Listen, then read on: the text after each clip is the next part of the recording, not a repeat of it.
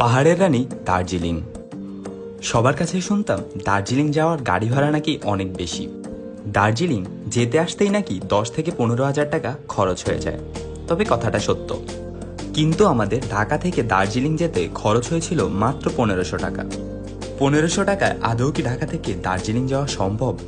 আপনি যদি budget traveller হন তাহলে অবশ্যই সম্ভব।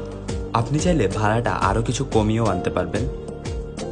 চলুন কিভাবে কম ভাড়ায় দার্জিলিং যাবেন কিছু টিপস দেই। আপনার ভিসায় যদি চ্যাংরাবন্দা পোর্ট উল্লেখ থাকে তাহলে আপনাকে বুড়িমারি হয়ে দার্জিলিং যেতে হবে। ঢাকা থেকে বুড়িমারি যাওয়ার অনেকগুলো বাসই পেয়ে যাবেন।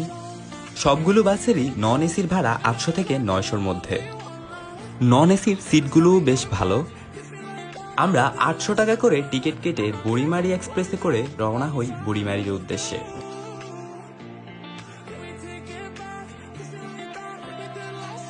আমরা বুড়িমারি পৌঁছাতে প্রায় সকাল 9টা বাজে।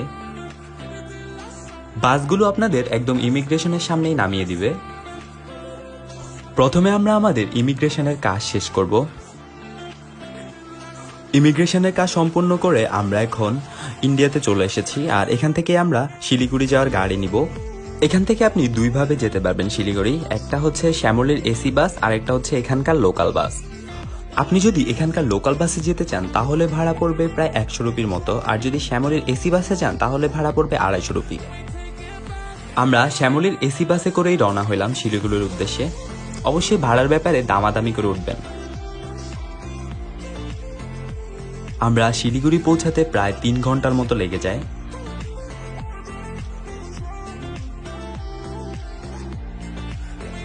দার্জিলিং নেমে আমরা প্রথমে দুপুরের খাবার খেলাম, তারপর একটা অটো নিয়ে চলে গেলাম দার্জিলিং বাস স্ট্যান্ডে।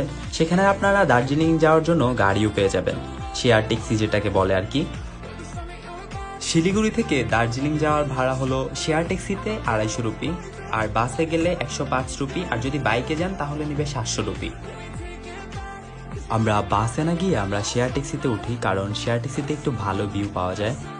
আর শেয়ার ট্যাক্সির ভাড়া ছিল 250 রুপি জন প্রতি।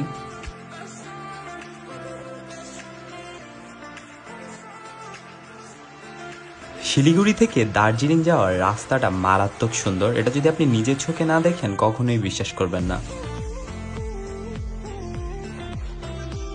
শেয়ার গাড়ি নেওয়ার সময় চেষ্টা করবেন জানালার পাশে অথবা সামনের সিটে বসার জন্য, তাহলে কিন্তু আপনি অনেক ভালো ভিউ দেখতে পাবেন।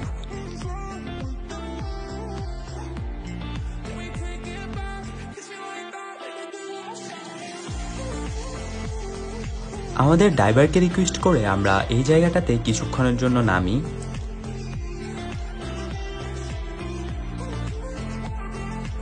আর শিলিগুড়ি থেকে দার্জিলিং যেতে প্রায় 4.5 ঘন্টা 4 ঘন্টার মতো লাগে, কিন্তু রাস্তাটা এতই সুন্দর যে আপনি একটুও বিরক্তি হবেন না। দার্জিলিং এর রাস্তায় কিন্তু একদম ঢাকা শহরের মতো জ্যাম থাকে। একবার জ্যামে পড়লে একদম খবর হয়ে যায়। আমার খুবই বিরক্তি লাগতেছিল জ্যামের মধ্যে। জ্যামের কারণে আমরা দার্জিলিং পৌঁছাইতে প্রায় 6 ঘন্টার মতো লেগে যায়। দার্জিলিং যাওয়ার পথে দেখা মিলবে সুন্দর টয় ট্রেনেরও। আমরা দার্জিলিং পৌঁছাইতে প্রায় সন্ধ্যা 6টা বাজে। আমরা নেমে সরাসরি হোটেলে চলে যাই।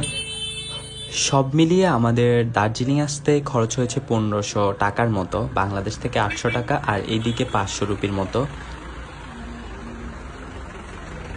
এই ট্রিক্সটা ফলো করলে আপনারাও কম খরচে দার্জিলিং আসতে পারবেন এবং সুন্দরভাবে একটা বাজেট ট্রিপ দিতে পারবেন। ধন্যবাদ সবাইকে ভিডিওটা দেখার জন্য।